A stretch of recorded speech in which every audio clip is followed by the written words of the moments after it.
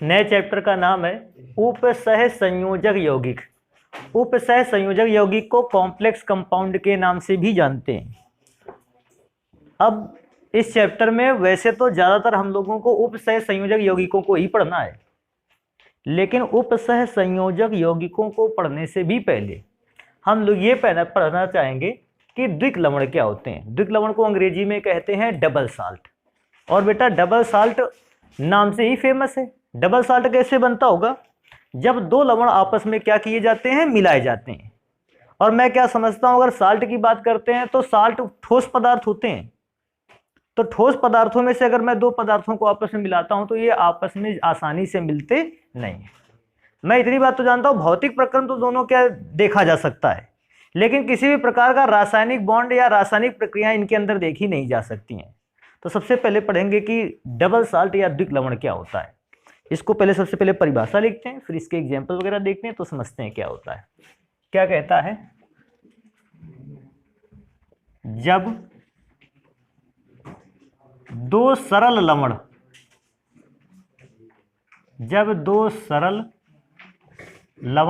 आपस में मिलकर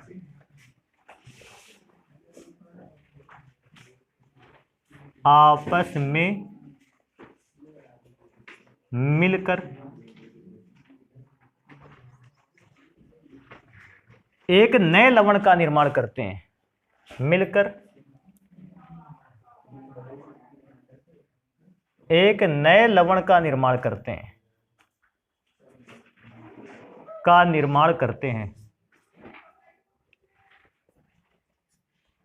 लवण का निर्माण करते हैं।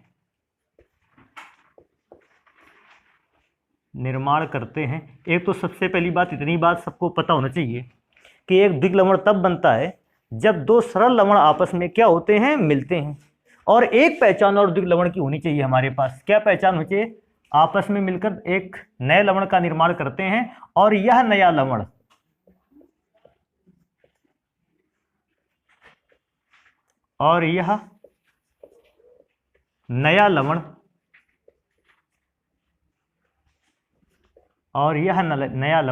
जल में घुलने पर, या जल कह सकते हो या बोल सकते हो किसी विलायक में, अगर इस नए लवण को जल में घोल दिया जाए या विलायक में घोल दिया जाए, या विलायक में घुलकर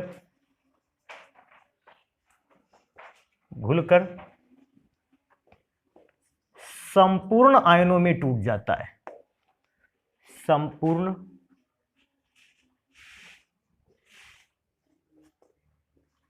संपूर्ण आयनों में टूट जाता है, या अगर आप ऐसा लिखना चाहते हैं तो संपूर्ण आयनों में विभक्त हो जाता है, आयनों में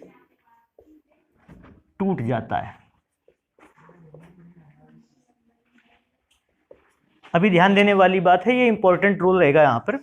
सबसे पहले बोलता है कि द्विक लवण होता क्या, तो बोलता है कि जब दो सरल लवण आपस में क्या होते हैं, मिलाए जाते हैं या मिलते हैं, तो फिर उस समय जिस लवण का निर्माण होता है, और लवण का निर्माण होने के बाद एक कंडीशन और बताई उसने। दूसरी कंडीशन क्या है? निर्माण तो होता ही होता है, और यह जो नया लवण बनता है जल या विलायक में घुलकर संपूर्ण आयनों में क्या हो जाता है, टूट जाता है। इस दो गुणों को जो लवण रखेगा, हम उस लवण को क्या कहेंगे? द्विक लवण कहलाता है। अगर इनमें से कोई भी एक प्रॉपर्टी को मिस कर देगा साल्ट, तो फिर हम उसको द्विक लवण नहीं कहेंगे। द्विक लवण कहलाता है। कोई पूछेगा सर जी हमको इसका एग्जाम्पल बता देते डबल साल्ट का, तो बेटा डबल साल्ट का एक एग्जाम्पल देखो, हम लोग तो सभी जानते हैं। इस एग्जाम्पल को तो भैया कोई भी ऐसा व्यक्ति हो जो ना जानता हो शायद। इसका कंपाउंड का नाम सुना है बेटा? K2SO4 Al2SO4 का होल थ्राइस 24H2O। अब देखो मैं पहली लाइन पढ़ के सुनाता हूं। क्या कह रहा था? जब दो सरल लवण आपस में मिलकर एक नए लवण का निर्माण करते हैं। बेटा जरा देखो, इसमें से दो लवण मिले हुए हैं। पहला लवण क्या है? Potassium sulphate. दूसरा लवण क्या है? Aluminium sulphate. इन्हीं दोनों लवण के आपस में मिलने से तो बना हुआ है। कहोगे सर ये क्या है? बेटा ये लवण नहीं है, इसको क्या बोलते हैं? जल। भैया क्या होता है कि अगर दो साल्ट आप ले लेते हो, दोनों सॉलिड स्टेट में हैं, तो वो सॉलिड स्टेट में आपस में मिलाए जाएंगे तो आपस में जुड़ने वाले नहीं हैं, फिर भी हम दोनों सॉल्ट के पार्टिकल्स को अलग अलग पाते हैं। तो दोनों को बिल्कुल आपस में मिक्स करने के लिए हम क्या करते हैं, उन सॉल्ट्स को हम काय में घोल लेते हैं, जल में। और जल में घोलने के बाद दोनों सॉल्ट आपस में मिक्स हो गए, फिर हम इसे धीरे धीरे क्या करेंगे, गर्म करेंगे। तो धीरे धीरे गर्म होने पर क्या होता है, जो पानी हम लोगों ने जल मिलाया था वो जल भाप के रूप में, वाष्प के रूप में बदलता रहता है। साल्ट को जितनी जरूरत होती है, डबल साल्ट को जितनी आवश्यकता होती है, वो केवल उतने अणुओं को अपने पास रोक लेता है और बाकी के अणुओं को भाप में क्या होने देता है, बदलने देता है। जैसे कोई पूछेगा ये सॉल्ट कैसे बना होगा, फिटकरी कैसे बना होगा, इसको ऐसे देखो पढ़ते हैं। सबसे पहले पोटेशियम सल्फेट लिया गया, ये सॉलिड है। एल्यूमिनियम सल्फेट लिया गया, ये भी सॉलिड फेज में होगा। लेकिन इन दोनों की ये विशेषता है क्योंकि दोनों आयनिक सॉल्ट हैं, ये जल में कैसे हैं, घुलनशील हैं। तो मैंने दोनों सॉल्ट्स को लिया होगा अलग अलग और फिर इनको काय में घोला, जल में। जल में घुलने के पश्चात मैंने इसको हीट करना स्टार्ट किया। हीट करने से क्या हुआ होगा, जो जल था वो धीरे धीरे धीरे धीरे क्या होने लगा, वाष्पित। जितनी इन दोनों सॉल्ट को जरूरत थी उतने जल को केवल इन्होंने रोका और बाकी सारे जल को भाप के रूप में क्या होने दिया, बदलने दिया। 24 H2O की क्योंकि इन दोनों को जरूरत थी 24 H2O की, केवल उतने सॉल्ट को अपने पास रोका। अपने पास कैसे रुका, क्रिस्टलीय संरचना बनाने के लिए उन्होंने वाटर के 24 मॉलिक्यूल्स को आपस में क्या कर लिया, रोक लिया है वहां, और बाकी जितने भी मॉलिक्यूल थे, एक्स्ट्रा मॉलिक्यूल थे, उनको जाने दिया। इस प्रकार से बनकर तैयार होगी फिटकरी। अब क्योंकि सॉल्ट की पहचान केवल करनी थी भैया, हमने उसको बनाने की विधि नहीं लिखाई है और बनाने की विधि का कोई अर्थ भी नहीं है इस जगह पे हम तुम बना के दिखाएं। तो पहली लाइन तो सबसे पहले फॉलो होती है, जब दो सरल लवण आपस में मिलकर एक नए लवण को बनाकर तैयार करते हैं। तो भैया पहला सरल लवण था पोटेशियम सल्फेट, दूसरा सरल लवण था एल्यूमिनियम सल्फेट, और ये जो आपको फिटकरी का फॉर्मूला में दिख रहा है, आपको दोनों सरल लवण इसमें दिख रहे हैं। कभी कभी बच्चे के दिमाग में ऐसा आ जाता है, सर जी एक बात बार बार रिपीट करते हैं, सरल लवण सरल लवण। क्या लवण अन्य भी किसी प्रकार का होता है? बिल्कुल होता है। अगर कोई भी ऐसा साल्ट दिखाई पड़े जिसमें प्रतिस्थापनीय हाइड्रोजन आयन होता है, जैसे एक साल्ट तो ये भी है बेटा, लेकिन जरा ध्यान से देखने वाली बात, इसमें एक प्रतिस्थापनीय हाइड्रोजन आयन दिख रहा है क्या? ये अम्लीय लवण है। एक और साल्ट हम लोगों ने देखा है, ध्यान से देखना इसको, MgOHCl, मैग्नीशियम हाइड्रोक्सी क्लोराइड। पूछेगा ये भी साल्ट है? हाँ ये भी साल्ट है, लेकिन क्योंकि इसमें OH माइनस आयन दिख रहा है, प्रतिस्थापनीय OH माइनस आयन दिख रहा है, हम इसको देख के बताएंगे ये लवण है, लेकिन कैसा लवण है? क्षारी। तो हमको ना तो अम्लीय लवण बन लेना है, ना तो क्षारी लवण लेना है। द्विक लवण को बनाने के लिए हमको दो कैसे लवण लेने हैं? सरल लवण। अब सरल लवण में से देखो क्या इसमें H या OH आयन है? इसमें H या OH आयन है, इसका मतलब दोनों लवण कैसे हैं? सरल लवण है। पहली लाइन को फॉलो करने के बाद हम सेकंड लाइन पर अगर आए तो लिखा है और यह नया लवण, अर्थात ये जो नया लवण बनकर तैयार हुआ है, यह जल या विलायक में घुलकर संपूर्ण रूप से आयनों में क्या हो जाता है? टूट जाता है। अभी देखेंगे अगर इस सॉल्ट को हम जल में घोलते हैं तो इसको अगर जल में घोलते हैं या आयनों में कैसे टूटता है? तो बेटा संपूर्ण आयनों का मतलब है पोटेशियम 2 है तो 2K प्लस आयन में टूटता है, SO डबल माइनस चार्ज में टूटता है, फिर एल्यूमिनियम पता है काहे में टूटता है? ट्रिपल। बेटा अगर ये वाली बात नहीं पता है तो कंडीशन काफी खराब है। क्या नहीं पता है? आयनों में कैसे टूटता है। हर बच्चे को इतनी बात तो पता ही होनी चाहिए कि ये आयनों में किस प्रकार से टूट रहा है। तो आयनों की थ्योरी इस बार में पढ़ाऊंगा तो फिर काफी ज्यादा लेट होने वाला है। तो potassium single positive charge, SO4 double minus charge रखता है, एल्यूमिनियम ट्रिपल प्लस चार्ज रखता है, और एल्यूमिनियम अगर आयनों में टूटा है तो SO4 भी तो टूटेगा। SO4 डबल माइनस चार्ज होता है, लेकिन SO4 है कितने? 3। तो मैं यहाँ पर लिख देता हूँ 3 SO4 माइनस चार्ज, और बेटा साथ में मैं किसको लिखे देता हूँ? H2O को। तो मैं क्या देखता हूँ कि अगर कोई डबल साल्ट है और उसको हम जल में घोलते हैं तो वो कंप्लीटली आयनों में टूट जाता है। साल्ट का कोई भी ऐसा भाग नहीं है जो आयनों में टूटा नहीं है। अच्छा एक चीज सबसे बड़ी मैं बात बताता हूं, देखो ऐसी बात है, ये मार्कर है आपके पास क्या? मेरे पास है मार्कर। इसको मार्कर तब तक कहेंगे जब तक ये इसी वे में या इसी तरह से सुरक्षित है। अगर मैं क्या करूं, इसके छोटे छोटे पीस काट दूं और फिर आपसे पूछूंगा क्या ये मार्कर है, तो आप शायद ज़्यादातर लोग ये कह दोगे कि क्या है, पूछेंगे ये क्या है, कहोगे पता नहीं, प्लास्टिक के छोटे छोटे टुकड़े हैं। अर्थात क्या हुआ, ये इतना बड़ा कंपाउंड जब छोटे छोटे पार्ट में टूटता है तो इसकी लगातार पहचान क्या होती जाती है, समाप्त होती जाती है। अभी मैं क्या सोचता हूँ, आपके पास लोहे का एक टुकड़ा दे दिया जाए, कोई भी लोहे का खिलौना हो, लोहे के खिलौना को इस काम कर दिया जाए, फिर इसको बिल्कुल पाउडर बना दिया जाए पीस करके, आपसे पूछा जाए ये लोहे का खिलौना है, क्योंकि भैया ये तो हमें पता नहीं चल रहा लोहे का खिलौना है क्या है। अर्थात जब भी कोई पदार्थ छोटे छोटे पीसेस में डिवाइड होता है, छोटे छोटे टुकड़ों में विभक्त होता है, बेटा वो पदार्थ अपनी पहचान को क्या कर देता है, खो देता है। आपके पास मिट्टी का एक खिलौना था, ऐसा भी सोच सकते हैं। मिट्टी का खिलौना कब तक उसको व्यक्ति कहेगा, जब तक वो पूरा सुरक्षित है। ऐसा भी हो सकता है दो भागों में टूट गया तो भी लोग पहचान लेते हैं, कहते नहीं भैया ये मिट्टी का खिलौना था।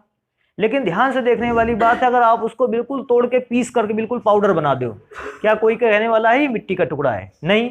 अर्थात उस मिट्टी के खिलौने ने को हम लोगों ने छोटे छोटे पीसेस में डिवाइड करते हुए उसकी पहचान को क्या कर दिया है, समाप्त कर दिया है। सेम चीज है जो हमारे द्विक लवण होते हैं, क्योंकि इनको जल में घोलने पर ये सभी संपूर्ण रूप से आयनों में टूट जाते हैं। जितने भी मैक्सिमम आयन बन सकते हैं वो मैक्सिमम आयनों में ब्रेक हो जाते हैं। तो ऐसा भी बोल सकते हैं कि जितने भी हमारे पास द्विक लवण है ये जल में घुलने के पश्चात अपना अस्तित्व तो क्या कर देते हैं, खो देते हैं, या इनका अस्तित्व तो समाप्त हो जाता है। अस्तित्व ना लिखना चाहो तो ऐसा भी तो लिख सकते हो, अपनी पहचान को समाप्त कर देते हैं। अभी ध्यान देने वाली बात है, कोई व्यक्ति पूछेगा सर जी ये किसका फॉर्मूला है, जानते हो इसका किसका फॉर्मूला है? इसको बेटा हम लोग एलम भी बोलते हैं, इसको बेटा पोटास एलम भी बोलते हैं, इसको बेटा एक और नाम से जानते हैं फिटकरी। और बेटा सारे नाम क्यों लिखे जा रहे हैं, क्योंकि क्या होता है ना एग्जाम टाइम में जैसे किसी दूसरे नाम से आ गया। अब आपने कहा एलम तो पढ़े हैं, पोटास एलम नहीं पढ़े हैं। पोटास एलम जानते हैं लेकिन फिटकरी को नहीं जानते हैं, फिटकरी को जानते हैं लेकिन इसको नहीं जानते हैं, किसको, पोटेशियम एल्यूमिनियम। बेटा नीचे लिखे देते हैं सल्फेट। अब कहोगे सर जी इसका नाम पोटेशियम एल्यूमिनियम सल्फेट क्यों पड़ा, क्योंकि ये पोटेशियम का भी सल्फेट है और ये एल्यूमिनियम का भी सल्फेट है, क्योंकि पोटेशियम और एल्यूमिनियम दोनों का सल्फेट है, इसलिए मैंने इसका एक और नाम रखा है पोटेशियम एल्यूमिनियम सल्फेट। अब बात आती है क्या सर यही एक एग्जाम्पल था, तो भैया एक एग्जाम्पल हमारे पास और है, वो एग्जाम्पल है मोहर साल्ट का, जिसको हम लोग मोहर लवण कहते हैं। सूत्र क्या होता है, FeSO4 NH4 का whole twice SO4 and 6H2O या 6 मॉलिक्यूल ऑफ वाटर। अब कोई पूछेगा क्या ये द्विक लवण है, बेटा बिल्कुल। पहला इसमें लवण कौन सा है, फेरस सल्फेट, दूसरा लवण कौन सा है, अमोनियम सल्फेट। इसको बनाने के लिए दोनों सल्फेट को लवण को आपस में मिलाया गया और साथ में क्या मिलाया गया, जल। जल को गर्म किया होगा या उस सॉल्यूशन को गर्म किया, जल जितना जरूरत थी इस साल्ट ने अपने पास रखा 6 मॉलिक्यूल, बाकी वाटर को क्या किया, वेपर के रूप में चेंज कर दिया। अब अगर ये द्विक लवण है तो इसको जल में घोलने पर ये पूर्ण रूप से काय में टूट जाएगा, आयनों में। इसको भी आयनों में तोड़ के देखते हैं। बेटा जब इसको जल में घोलोगे तो मैं यहां लिख देता हूं कि जल में घोला गया और जल में घोलने पर Fe डबल प्लस चार्ज में ब्रेक हुआ, SO4 डबल माइनस चार्ज में ब्रेक हुआ। बेटा NH4 का होल ट्वाइस लिखा है ना, इसको तो ऐसे लिख सकते हैं 2 molecule of NH4 with single positive charge and SO4, बेटा जगह नहीं नीचे लिख लें इसको, plus SO4 double minus charge, at last में लिखना है 6 मॉलिक्यूल ऑफ वाटर। तो क्योंकि मैं इस दोनों ही लवण में देखता हूं, दोनों ही द्विक लवण है, और लवण में देखने पर एक बात पता चली, जैसे इनको जल में घोलते हैं इनमें जितने मैक्सिमम से मैक्सिमम आयन बन सकते हैं, सारा का सारा पदार्थ आयनों में ब्रेक होने की कोशिश कर रहा है। और जब ज्यादा से ज्यादा आयनों में ब्रेक होने की कोशिश कर रहा है तो ये अपना परिचय भी क्या होते चले जा रहे हैं, खोते चले जा रहे हैं। अच्छा मैं परिचय खोने वाली बात बार बार बता रहा हूं क्योंकि इस लाइन को लिखना होगा। सबसे पहले इसका नाम क्या लिखेंगे, इसका बेटा नाम लिखेंगे मोहर साल्ट। अब ये बात मैं नहीं लिख रहा हूं कि इसका नाम है मोहर लवण, इसको समझ जाओगे। नाम एक और भी बेटा इसका लिख लेते हैं, कौन सा नाम लिख लेते हैं, फेरस फेरस अमोनियम।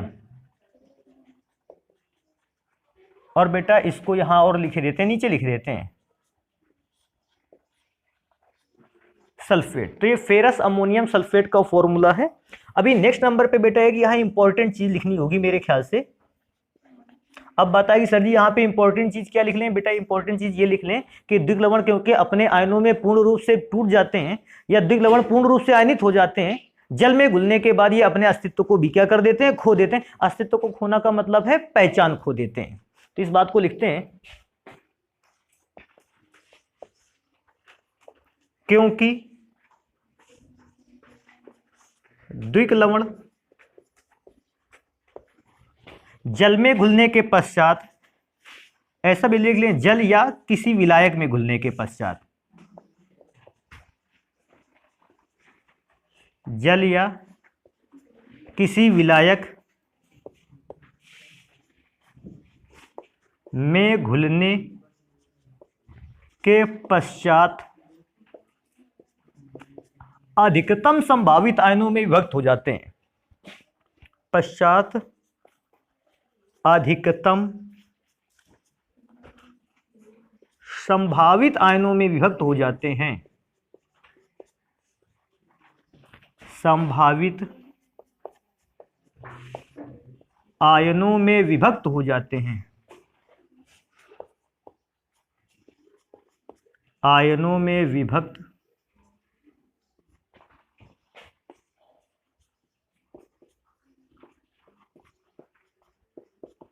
हो जाते हैं।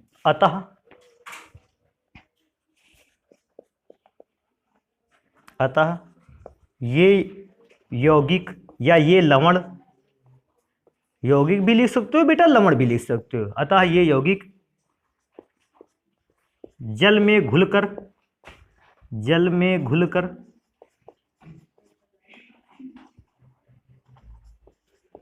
अपना अस्तित्व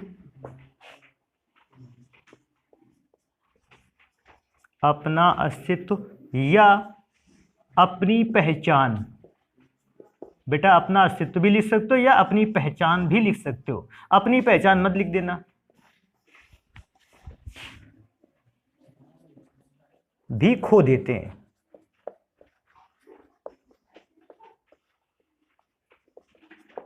खो देते हैं बेटा। एक तो इंपॉर्टेंट नोट यहां हो गया, एक इंपॉर्टेंट नोट और लिखना होगा। अब देखो इंपॉर्टेंट नोट क्या होगा, मैं कैसे समझाता हूं इस बात को। अच्छा ध्यान रखने वाली बात है, हमने भी इस बात को जाने कि कोई भी द्विक लवण अगर जल में घुलता है वो अपने आयनों में टूट जाता है। इस बात को विशेष ध्यान रखना, अगर अपने आयनों में टूट जाता है तो द्विक लवण का जल में घुलने के बाद या द्विक लवण के रासायनिक गुण, बात आती है द्विक लवण के रासायनिक गुण जो होते हैं वो द्विक लवण पर डिपेंड करते हैं या द्विक लवण के आयन पर डिपेंड करते हैं। तो बेटा मैं भी एक बात जानता हूं, कोई भी पदार्थ डायरेक्ट ठोस अवस्था में अभिक्रिया करने में सक्षम नहीं है, ये सभी जानते हो। कोई भी पदार्थ, इतने आज तक जितने भी पदार्थ तुमने रिएक्शन करवाई होगी, रासायनिक अभिक्रिया में हिस्सा लिया होगा, हर एक पदार्थ को आपने कम से कम एक बार द्रव अवस्था में बदला है, चाहे जल में घोलकर और या फिर उसको पिघला करके। डायरेक्ट पदार्थ ने सॉलिड स्टेट से रिएक्शन करनी स्टार्ट नहीं की है। तो अगर आप कभी भी किसी सॉल्ट को या द्विक सॉल्ट को जल में घोलकर अभिक्रिया को कंप्लीट करवाते हो, तो बेटा जल में घुलकर तो अभिक्रिया तब कंप्लीट होगी जब पदार्थ का आयन टूटेगा आयन में। तो मैं पूछूंगा ऐसी सिचुएशन पे कि किसी भी द्विक लवण के जो रासायनिक गुण होते हैं वो द्विक लवण पर डिपेंड करते हैं कि द्विक लवण पर उपस्थित आयन पर डिपेंड करते हैं। तो रासायनिक गुण द्विक लवण में उपस्थित आयन पर डिपेंड करते हैं और भौतिक गुण किस पर डिपेंड करते हैं? द्विक लवण पर।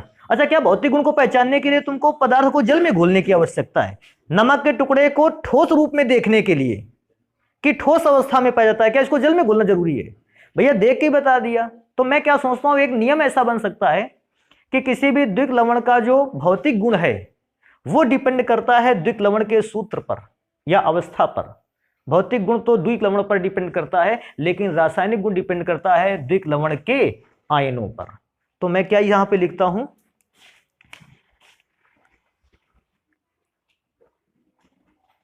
इनके का मतलब द्विक लवण के, इनके भौतिक गुण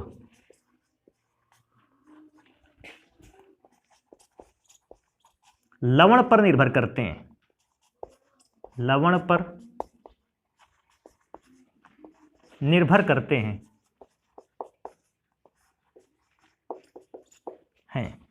परंतु रासायनिक गुण, परंतु रासायनिक गुण लवण में उपस्थित आयनों पर निर्भर करते हैं, लवण में उपस्थित आयनों पर निर्भर करते हैं, उपस्थित आयनों पर निर्भर करते हैं, निर्भर करते हैं।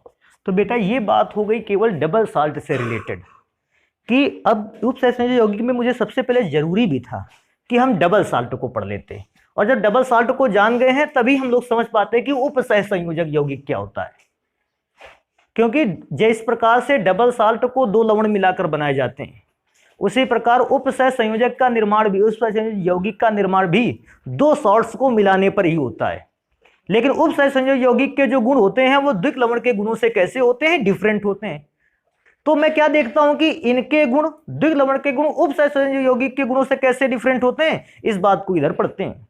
तो मैं नेक्स्ट हेडिंग डाल दूंगा उपसहसंयोजक यौगिक। अब भैया बिल्कुल उपसहसंयोजक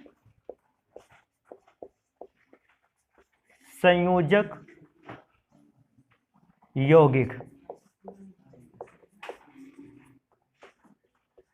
बेटा उपसहसंयोजक यौगिक के तो बहुत सारे नाम हैं, क्या क्या नाम है उनको पढ़ लेते हैं भैया। इसको हम लोग कहते हैं संकर यौगिक, या कोई व्यक्ति इसको बोल सकता है संकर लवण, लवण। इसको एक और नाम से जानते हैं जटिल यौगिक, जटिल यौगिक, या भैया इसका एक और नाम है जटिल लवण, इसका एक और नाम है, भैया इसके कितने नाम है मैं तो ये सोच रहा हूं, संकुल लवण,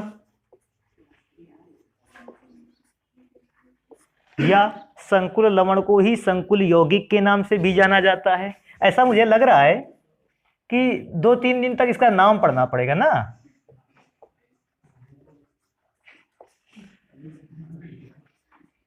संकुल यौगिक, भैया इसे एक और नाम से जानते हैं कॉम्प्लेक्स कंपाउंड,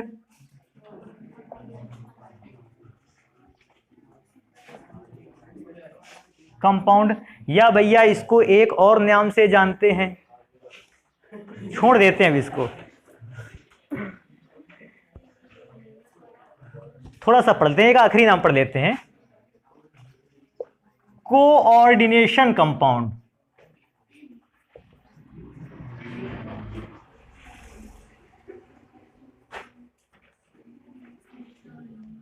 तो भैया जब कभी पर अब मुझे क्या लग रहा है ऐसा कि शायद इसके नाम की लिस्ट बड़ी है, इसकी डेफिनेशन छोटी निकल जाएगी। किसी किसी व्यक्ति का नाम बड़ा है लेकिन भैया इसका नाम इतना बड़ा है, परिभाषा में मुझे लगता है कि इससे छोटी हो। तो भैया इतने नामों में से अगर कोई भी नाम आ जाए तो आपको बिल्कुल भी टेंशन नहीं लेना है, क्योंकि इन सारे नामों के द्वारा केवल एक ही प्रकार के यौगिक का वर्णन करना है, और जिसका नाम है क्या, उपसहसंयोजक यौगिक। अच्छा, उपसहसंयोजक यौगिक द्विक यौगिकों को पढ़ने के बाद आसान लगने लगते हैं। कैसे आसान लगने लगते हैं मैं बताता हूं क्यों आसान लगने लगते हैं। द्विक लवण में क्या होता था, जब आप इनको जल में घुलते थे ये संपूर्ण मैक्सिमम जितना संभावित आयन हो सकते थे उनमें टूट जाते थे। लेकिन क्या है कि जब भी उपसहसंयोजक यौगिक को या जटिल यौगिक को आप जल में या किसी ध्रुवीय विलायक में घोलते हो, उपसहसंयोजक यौगिक जो होते हैं वो पूर्ण रूप से आयनों में विभक्त नहीं होते हैं। पूछता है तो पूर्ण रूप से आयनों में विभक्त नहीं तो कैसे विभक्त होते हैं, तो बोलता है पहला एक सरल आयन में विभक्त होते हैं और दूसरा जटिल आयन में विभक्त होते हैं। द्विक लवण जल में घुलकर सरल आयनों में केवल डिवाइड होते थे। कॉम्प्लेक्स कंपाउंड जल में घुलकर सरल और जटिल दो प्रकार के आयनों में टूटते हैं। यही बस ध्यान रखना है दोनों का। और क्योंकि दोनों को जितने अच्छे ढंग से पढ़ लोगे, दोनों का डिफरेंस उतना ही आसान लगने लगेगा, क्योंकि दोनों में डिफरेंस भी पूछा जाता है। तो मैं इसीलिए थोड़ा सा जोर देता हूं कि क्या होता है कि जब आप डेफिनेशन को बहुत अच्छे कवर कर लेते हो, आपको डिफरेंस समझने में कोई प्रॉब्लम नहीं होती। क्या डिफरेंस समझने में प्रॉब्लम? जैसे मैं पहली बार डिफरेंस बताता हूं कि जो द्विक लवण है, इनको जल में घोलने पर ये केवल कैसे आयनों में टूटते थे? सरल आयनों में।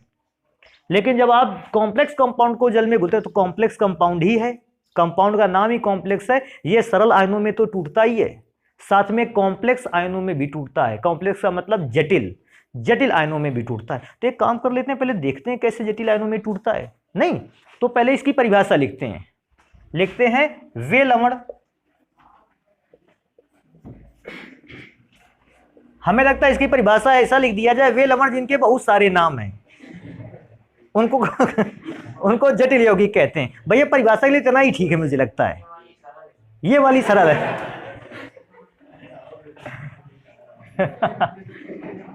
वे लवण या यौगिक, ऐसे लवण या यौगिक जो जल या किसी विलायक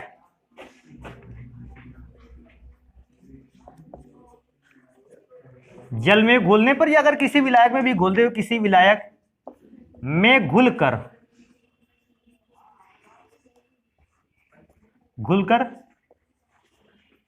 सरल तथा जटिल,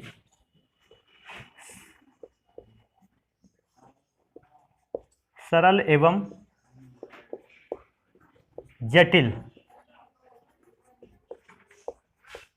जटिल आयनों में विभक्त हो जाते हैं। बेटा विभक्त का मतलब जानते हो, टूट जाते हैं। सरल व जटिल आयनों में विभक्त हो जाते हैं, विभक्त हो जाते हैं। और बेटा क्योंकि जटिल आयनों में विभक्त होते हैं, जटिल आयन का मतलब है अगर आप जैसे इसको जल में बोले तो सारे के सारे आयन टूट रहे थे। इसमें क्या होता है, पदार्थ कंप्लीटली आयनाइज नहीं होता। कुछ आयन ऐसे भी होते हैं जो टूटते ही नहीं, कार्य से उनको टूटना चाहिए था, लेकिन क्योंकि कॉम्प्लेक्स कंपाउंड है ये आयन टूटते नहीं। अभी सोच लो, वही बात मैं दोबारा से रिपीट कर रहा हूँ, खिलौने वाली बात। अगर खिलौने के बहुत कम पार्ट टूटा होगा, आप उसकी पहचान बता सकते हो कि नहीं बता सकते हो? तुरंत बता सकते हो। मैं कहता हूँ पूरी पहचान नहीं बता पाओगे, फिर भी बता दोगे यार ये इस चीज का खिलौना था, क्योंकि उसको आयन कैसा टूटा है, कम। सेम चीज है, क्योंकि ये आयनों में कम टूटता है, इसकी पहचान भी बनी रहती है लास्ट तक। या ऐसा कह सकते हैं ये अपनी पहचान को खोता भी है तो बहुत कम खोता है, और इसकी पहचान लास्ट तक बनी रहती है। तो ये वाली बात भी बेटा यही सम्मिलित कर देना चाहिए। जटिल आयनों में विभक्त हो जाते हैं ये लवण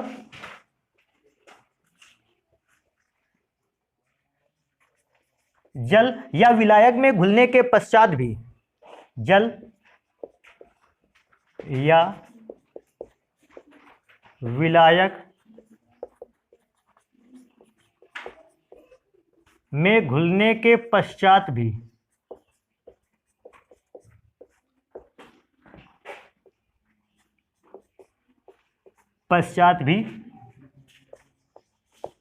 अपने अस्तित्व या पहचान को बनाए रखते हैं, अपने अस्तित्व या अपनी पहचान को बनाए रखते हैं, या अपनी पहचान को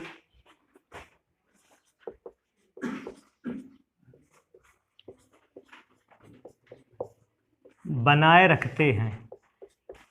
तो ये वाली बात बेटा बहुत इंपॉर्टेंट रहेगी कि ऐसा जो कंपाउंड है ये जल में घुलने के बावजूद भी आयनों में तो टूटता ही है। पूछेगा कैसे आयनों में टूटता है, बोलता है एक सरल आयन में टूटता है और दूसरा जटिल आयन में टूट जाता है। इन दो प्रकार के आयन्स में ब्रेक होता है, और साथ में बोलता है क्या इसमें से क्या कोई डिफरेंस है? तो बिल्कुल बताते हैं डिफरेंस, कि जब भी ये लवण जल में घुलते हैं या ये यौगिक जल में घुलते हैं, अपना पहचान फिर भी बनाए रखते हैं जल में घुलने के पश्चात भी। अभी बात आएगी सर जी इसका एग्जाम्पल बता देते हैं, अगर कोई भी एग्जाम्पल इसका पता होता बिल्कुल बताएंगे एग्जाम्पल। इसका एक एग्जाम्पल है बेटा पोटेशियम फेरोसाइनाइड FeCN6। ये पोटेशियम फेरोसाइनाइड एक ऐसा कंपाउंड है जिसको हम जटिल यौगिक बोल सकते हैं। और जटिल यौगिक में से देखो ध्यान देने वाली बात है, जब हमने इसको काहे पे घोला, जल में, इसको जल में जैसे ही घुला, जल में घुलने पर हुआ क्या, ये के आयन जो है वो देखो ऐसा टूटेगा, ब्रैकेट के अंदर वाला पदार्थ एक आयन बनाएगा और ब्रैकेट के बाहर रखा हुआ पदार्थ दूसरा आयन बनाएगा। तो जरा ध्यान देने वाली बात है, ब्रैकेट के बाहर रखा हुआ आयन 4K पॉजिटिव आयन, ये अलग से आयन बनाएगा और ब्रैकेट के अंदर जो बचा ये एक अलग आयन बनाएगा। अब कोई व्यक्ति कहेगा इसको जटिल आयन क्यों कहा गया, थोड़ा सा जरा ध्यान दे लेते हैं। बेटा ये के अलग से टूट गया, इसको सरल आयन बोलते हैं। इसका नाम जटिल आयन क्यों रखा गया, अब देखो ध्यान देने वाली, जटिल आयन इसका नाम क्यों रखा गया, बिकॉज ऑफ कायदे से मैं क्या सोचता था, हालांकि मैं गलत सोचता था, मैं सोच रहा था Fe भी आयनों में टूटना चाहिए और Cn भी आयनों में टूटना चाहिए, लेकिन क्या हुए, दोनों Fe और Cn आयन आपस में अभी भी क्या हैं, जुड़े हैं, ये आयनाइज नहीं हुए। क्योंकि आयनाइज नहीं हुए, इन दोनों ने आपस में मिलते हुए एक आयन बनाया है। क्योंकि दोनों ने आपस में मिलते हुए एक आयन बनाया है, मैं समझ गया ये सरल आयन तो बिल्कुल भी नहीं है। सरल आयन कब बनते, जब Fe अलग टूटता, Cn अलग टूटता। मैं बोलता Fe सरल आयन, मैं बोलता Cn सरल आयन है। लेकिन क्योंकि इस बार दो आयनों ने मिलकर एक आयन का निर्माण किया है, इस आयन को हम क्या बोलते हैं, जटिल आयन। और मैं क्या सोचता हूं बेटा, ये मैं कुछ नाम लिख रहा हूं फिर से। अब कहोगे सर जी नाम से तो हम पहले से ही नफरत हो गई है, इतने नाम लिख दिए हैं, जटिल आयन, संकुल आयन,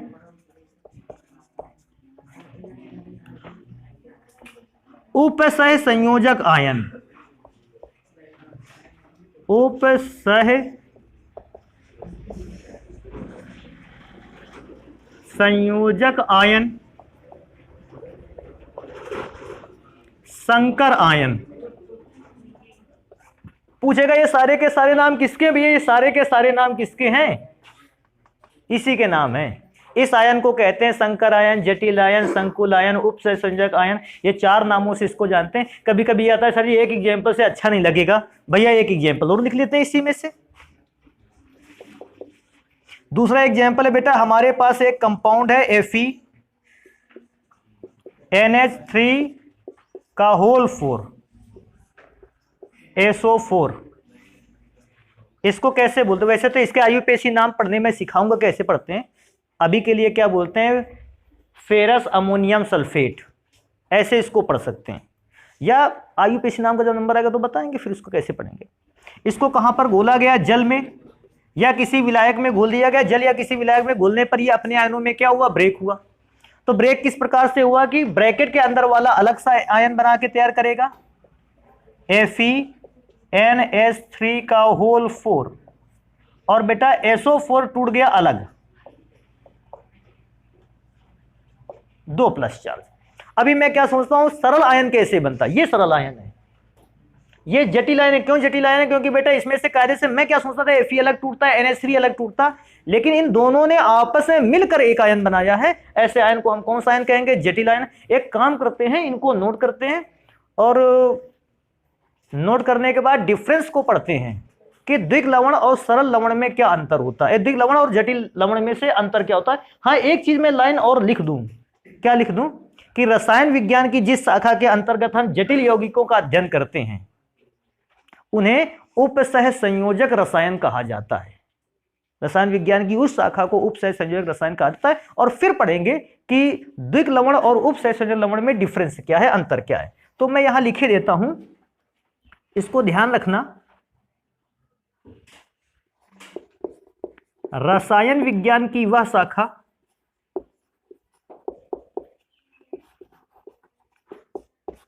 शाखा जिसके अंतर्गत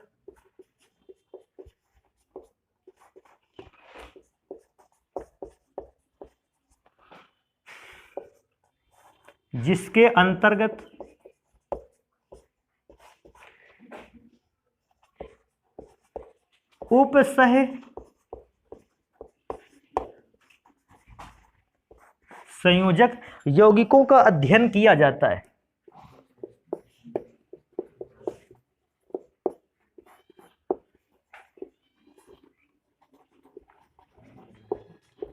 अध्ययन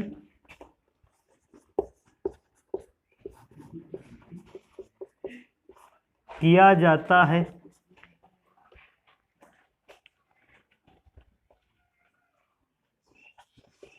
उपसह संयोजक, उप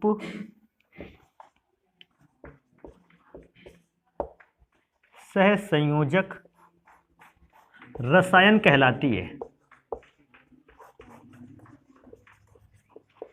उप सह संयोजक रसायन कहलाती है।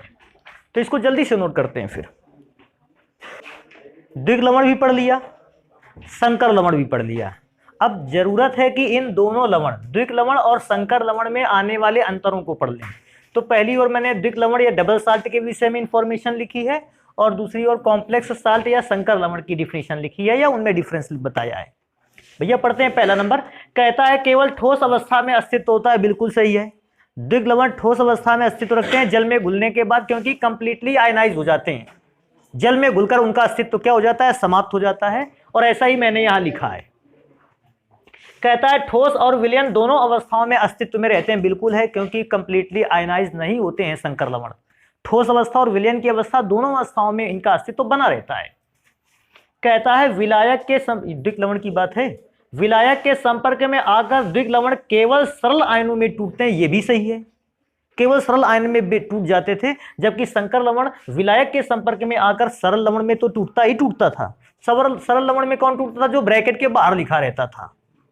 और बाकी जो ब्रैकेट के अंदर हिस्सा लिखता था वो कैसे आयन में टूटता था? जटिल। तो सरल व जटिल दोनों प्रकार के आयनों में टूटते हैं। अगला लिखा है केवल आयनिक बंध पाए जाते हैं। बिल्कुल सही है, तभी तो मैंने जल में घुला और केवल आयनिक बॉन्ड पाए गए और इसीलिए आयनों में टूटा केवल। एक और इंपॉर्टेंट चीज समझने लायक है, आयनिक सह संयोजक तथा उप सह संयोजक तीनों प्रकार के बॉन्ड पाए जाते हैं। किसी भी यौगिक में किस प्रकार का बॉन्ड पाया जाता है ये डिपेंड करता है उसके स्ट्रक्चर पर। और जब तक हम स्ट्रक्चर नहीं पढ़ पा रहे हैं, जब हम लोगों का स्ट्रक्चर पढ़ने का नंबर आएगा, हम इस बात को पढ़ेंगे कि तीनों प्रकार के बॉन्ड पाए जाते हैं। अभी के लिए केवल सुन लेते हैं कि तीनों प्रकार के बॉन्ड पाए जाते हैं। शायद मेरे ख्याल से नेक्स्ट क्लास में हम स्ट्रक्चर को पढ़ेंगे तो मैं बताऊंगा कि देखो उप सह संयोजक यौगिकों में ये उप सह संयोजक बॉन्ड भी है, सह संयोजक बॉन्ड भी है और आयनिक बॉन्ड भी है।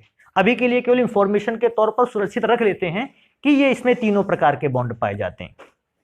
क्या लिखा है नेक्स्ट नंबर? भौतिक गुण आयन से ज्ञात नहीं किए जा सकते, क्योंकि आयन तो जल में घुल जाता है कंपाउंड, लेकिन रासायनिक गुण आयन से प्राप्त किए जा सकते हैं। और इसके भौतिक व रासायनिक गुण दोनों ही आयन से प्राप्त नहीं किए जा सकते। जानते हो आयन से प्राप्त क्यों नहीं किए जा सकते? क्योंकि ये कंप्लीटली आयनों में ब्रेक नहीं होता था। जब पूरी तरीके से आयनों में ब्रेक नहीं हुआ तो इसके गुण आयनों से निकाले नहीं जा सकते हैं, चाहे भौतिक गुण हो या रासायनिक गुण हो। लास्ट में एक एग्जाम्पल जरूरी होता है, दोनों का लिख लेना। अगर आप चाहें इसी सिचुएशन पर तो दो एग्जाम्पल कर सकते हो। द्विक लवण में एक मोहर साल्ट का फॉर्मूला बढ़ा सकते हो, और संकर लवण में तो भैया भी पूरा चैप्टर पढ़ना है। एग्जाम आते आते आप इतने फॉर्मूलों के नाम जान जाओगे, आप दोनों ही 20 एग्जाम्पल भी अगर इसके लिखने चाहोगे आसानी से लिख लोगे, क्योंकि पूरा चैप्टर ही इसी साल्ट पर बेस्ड है। तो ये हो गया दोनों में डिफरेंस। एक काम कर लेते हैं, इनको नोट कर लेंगे, बाकी को पढ़ेंगे फिर नेक्स्ट क्लास पे।